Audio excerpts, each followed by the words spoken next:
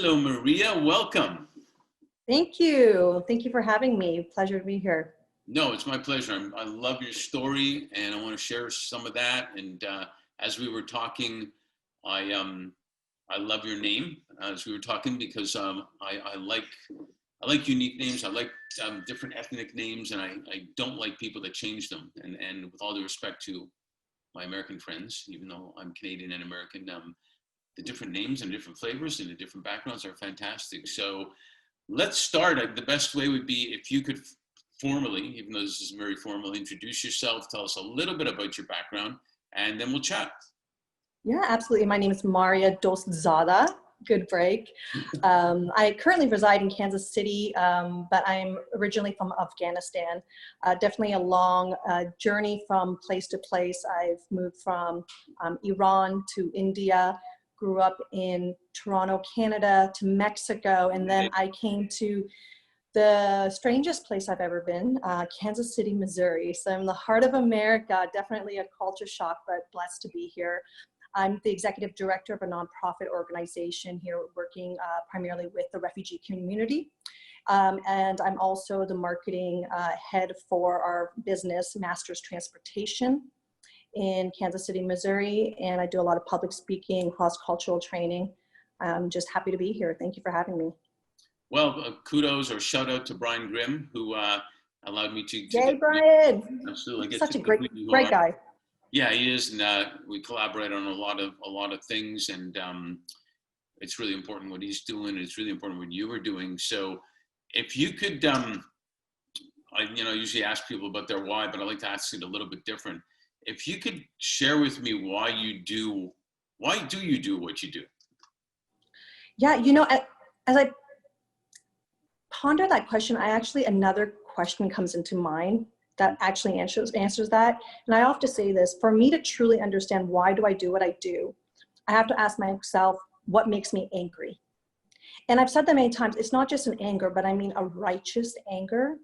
And I believe that that type of righteous anger is that everyday fuel that makes you want to wake up and motivates you and puts that fire in your bosom, and ultimately it's not something that just kind of goes away, but it has endurance in it. And so when I ponder that question of what makes Mariya angry, I think one of the things that for me is I truly believe in the human potential. And I love that. And I think that when, I would love when individuals have the right and the opportunity to pursue their greatest God-given purpose and potential. And so when I see barriers put in front of that to any individual, be it war, violence, inequality, I see that as an injustice. So a lot of what I do, I know I'm in business and a nonprofit, but I'm a destroyer of barriers. And that's a lot of what I am doing. And, and we talk a lot about enrichment and the beauty of diversity and everything. And I think that is beautiful, and we love to explore that.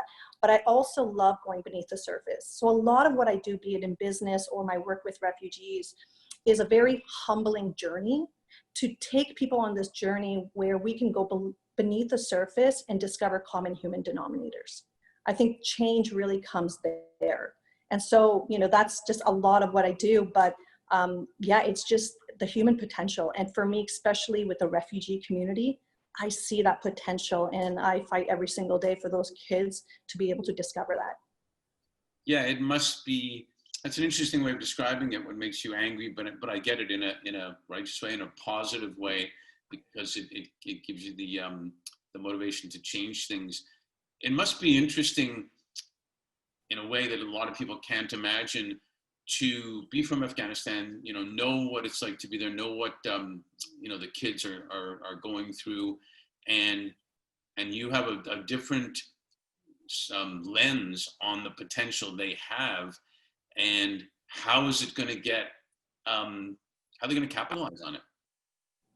Yeah, absolutely. I think that, at the same time that we talk about the real life experiences that even myself and my family experienced, the never truly belonging from, I was born in displacement.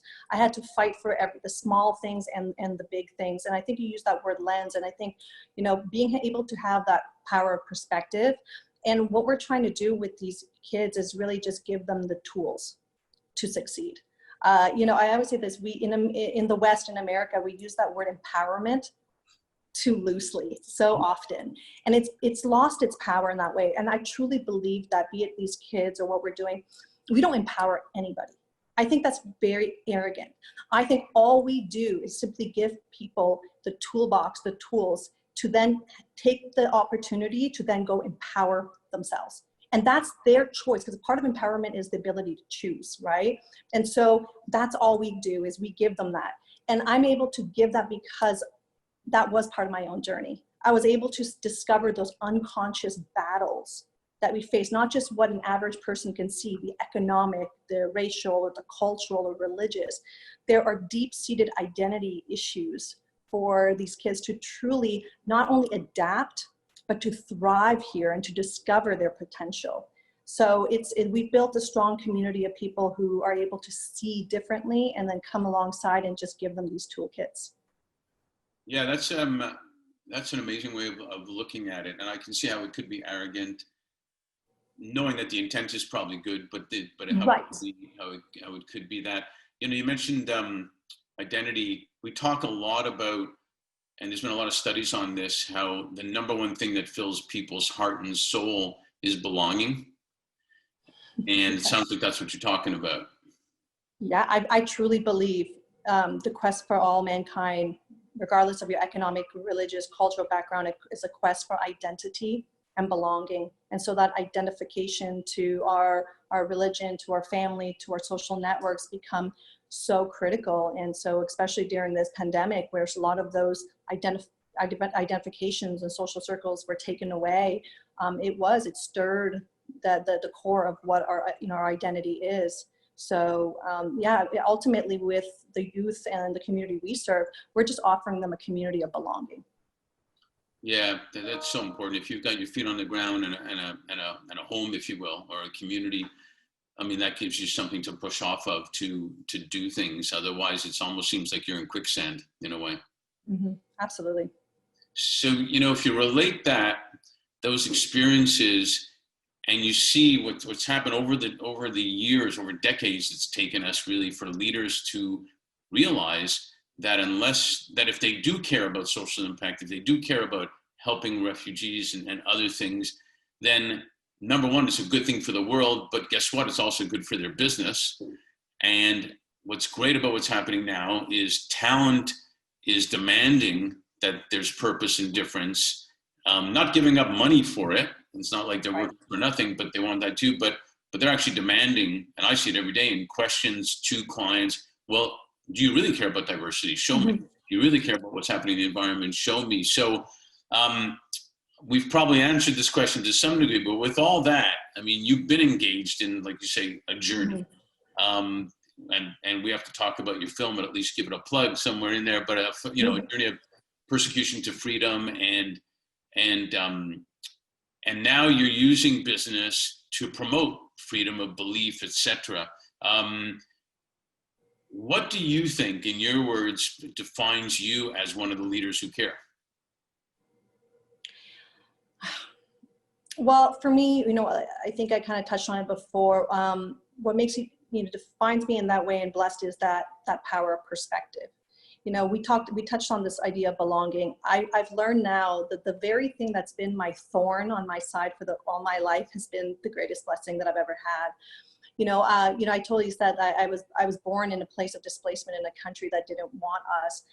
But I've been going on not only cultural journey, but also a spiritual journey throughout my life. And I realized that I wasn't Muslim enough for my Muslim community. I wasn't secular enough for my secular community. I wasn't Christian enough for my Christian community. And even going into a very hippie community in Mexico when I found myself, I wasn't hippie enough for them either.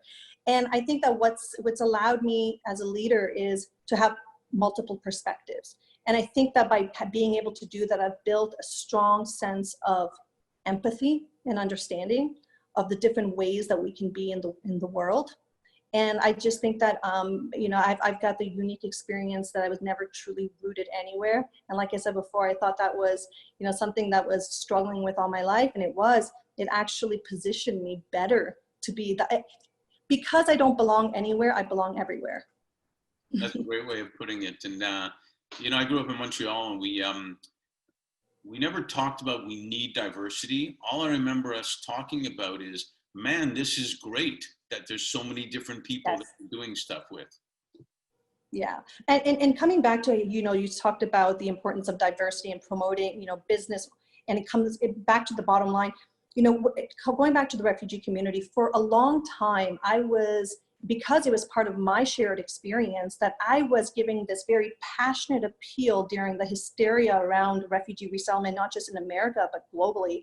And I was talking about displacement and war and devastation, and the average American, even business community, were like, yes, absolutely, but they were numbed by the media, numbed by post-September 11th society. And I realized that I had to change my narrative.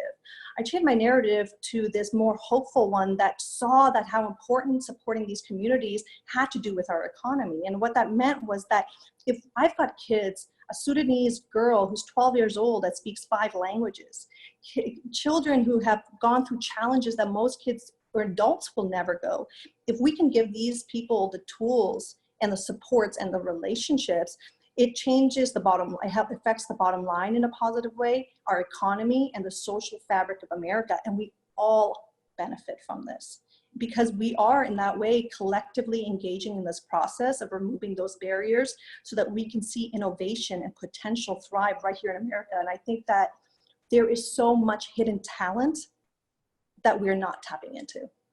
Yeah, I think that's brilliant. I had this conversation with somebody not too long ago. It was the conversation of, I don't want to have any more kids, because how am I going to split my love among more kids type of deal? And what was missing was, you can love much more people. It's not like you're splitting it up, and you can do better when there's more people engaged. It's not like they're a threat type of deal, Yes. or anything like that. And so it is good for business. It is good for community to bring those resources, those tools to so many more people, because it will help everybody. Yes, you're allowing this unleashing of talent and gifts to just spread out over just all of our communities here, and we just really need to take advantage of that. Yeah, no, it's a beautiful thing. You know, my grandparents always used to say, and they were from Kiev, so they had an accent, and they always used to say, probably like most grandparents, as long as we have our health, that's the most important thing, basically. And then they say, and education, obviously too, but it wasn't a slogan. Because of what they've gone through in their journey, they knew that health was the most important thing. And so with respect to that, what you're talking about really is kind of an awareness of the opportunity of these resources and knowledge and potential that young people have, refugees coming in, immigrants coming in, that even with everything going on, technology is speeding along, COVID is here, it's a pandemic, we thought that was enough to handle. Racial injustice, finally a tipping point. We knew it was going to happen, but it happened now. So how do you see then people's awareness with what you're talking about and talent and everything changing or evolving in the future here? Yeah, I mean, you know, so my husband and I, we were talking about that today. You know, either for some people, all of this collection of dramatic changes that have happened, it's either going to be a mirror, or for some people, just another layer of cover, right?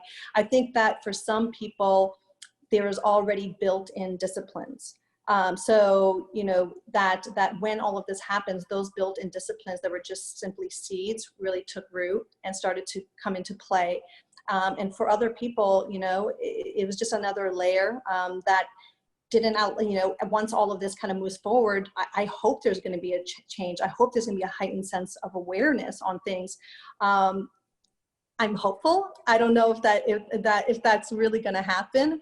But really, I think that the awareness is, I think, especially in the American context, is how do we build more resilient communities? You know, you're going to hear that word resilience a lot during this time.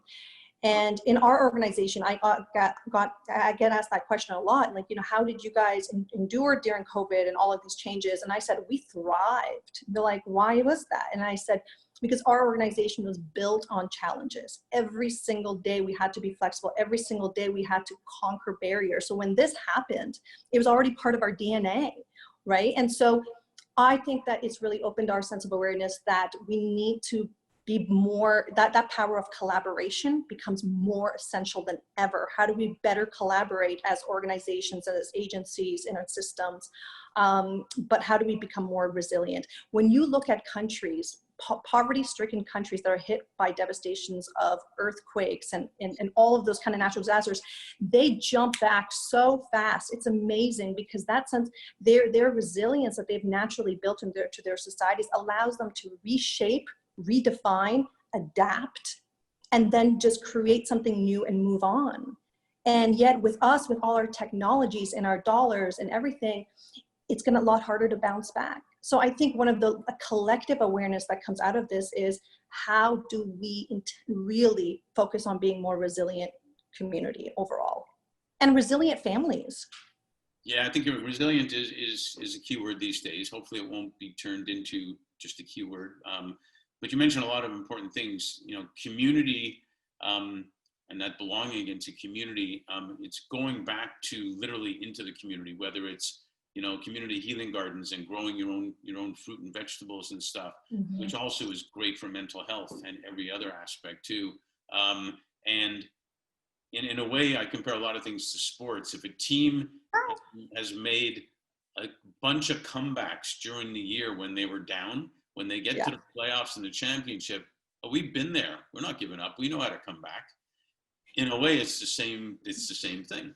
Okay, here's another, and I love that you brought sports. Right before the lockdown happened, a very good friend of mine is one of the top sports journalists here for the Kansas City Star. And he met with me and he's like, hey, Mariya, all this lockdown is happening and I'm really wanting to understand how this, and I just said, I said, I tell you this, one of the greatest awarenesses that have come out in this in sports is, that the COVID and everything equalized. We always saw celebrities, or more than celebrities, especially sports people, as the Hercules. And COVID brought down Hercules, right? And it really allowed us to realize that, even myself, growing up in Canada, watching hockey, and that was my thing. And I came here and I was just bombarded with sports, but it was a great thing because it unifies my family. We love it. It's a cherished time together. Right. But the awareness that came out of this was that sports in this country allowed us, regardless of how things could be bad or this, it allowed us to focus on something. And once that was taken away, we had to look at each other, and and it didn't look so pretty. And so it's definitely, I think that overall, just sports in general has been humbled by this. And so there's just a lot. I think that awareness has to first start at home, and it spreads, and it affects how we do business. It always has. But I think that collectively, as a community, it has to be a lasting awareness, not just a moment awareness. Yeah, I think we're getting back to, I think Mother Nature is in a way telling us, I think things happen for a reason. And I think Mother Nature is kind of telling us, like sports, get back to the basics and help your neighbor. If they're older and need food, get them food, help this person up, that, grow your own food. Like it used to be eons ago when they didn't have to preserve food and then ship it, and that wasn't healthy for the food and for us, etc. So I think we're realizing we don't even have to travel really as much as we did and thought we had to be running around all the time. But we have stuff in our community. So I think you're right on.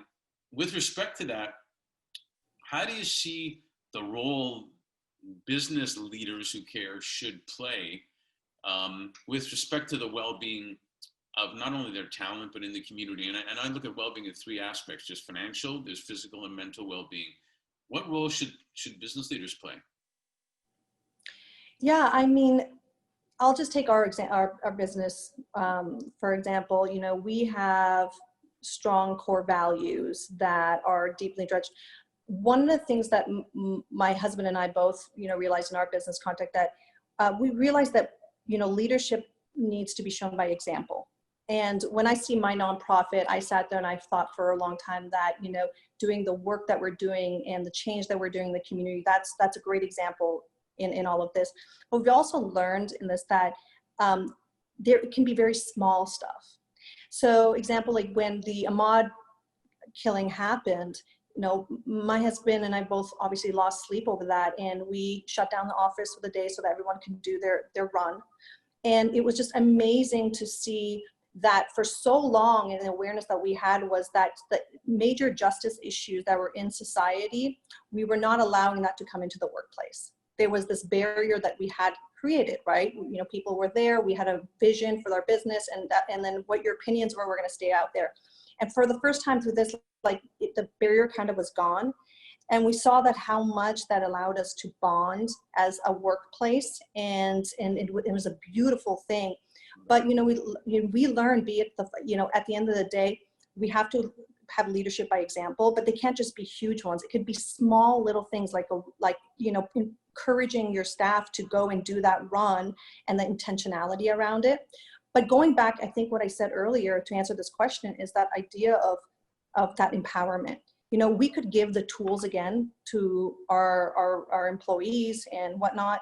We can encourage them in all of that. But at the end of the day, it's what they do with it. And giving them the opportunity to do something with it. Absolutely. You always have to give the opportunity as well. Yeah. By the way, I love the Canadian whatnot, because I always get knocked for that with saying whatnot. I think the Canadians, we say whatnot and sorry probably more than anybody out there in the world. That's true. Very true. That was very cool. But it's amazing what you're doing. And could you talk a little bit about your film? Yes, absolutely. So our film, really based on Article 18 of religious freedom of religion and belief. This was one of the first times actually, and a lot of the other videos that I've done have been really focused on the work that we do in the refugee community and in business. This was a time where I got to really show a glimpse of my own personal story. And I thought it was really important that I took my story and my family's journey from other places to come to the West, that as a woman where as growing up in a Muslim home as well, that to see what I was able to do in life and my pursuits, because I was given the opportunity to the freedom of belief and the freedom of just being able to pursue my gifts and my talents, and just seeing how those rights are taken away from the women from the countries that I come from. I know what a privilege I have today. And in the story, but I also didn't want to just make it about my story. I also brought in a story of a Somali boy named Abdi. It's this beautiful reflection of a boy that comes to America from places where those rights are taken away. And he ends with his story of saying, now I am Somali American. And we kind of merge our stories, and we kind of talk about how, we have similar stories, but then how do, myself and my husband use our business platform here in Kansas City to fight for the rights of the most vulnerable, to promote inclusion, to promote diversity. What I really enjoyed about the film more than anything was that it was a story of one Somali boy, but his story is a reflection of the story of millions that are around, be it here in the United States and around the world. And I think that isn't it just amazing that through a media project that you can take this little boy's story and it's gone all over the world. That's what's wonderful about it. And who knows what little boy or little girl watches that, even if it's by accident, happens to watch it and says, wow, it just opens up something.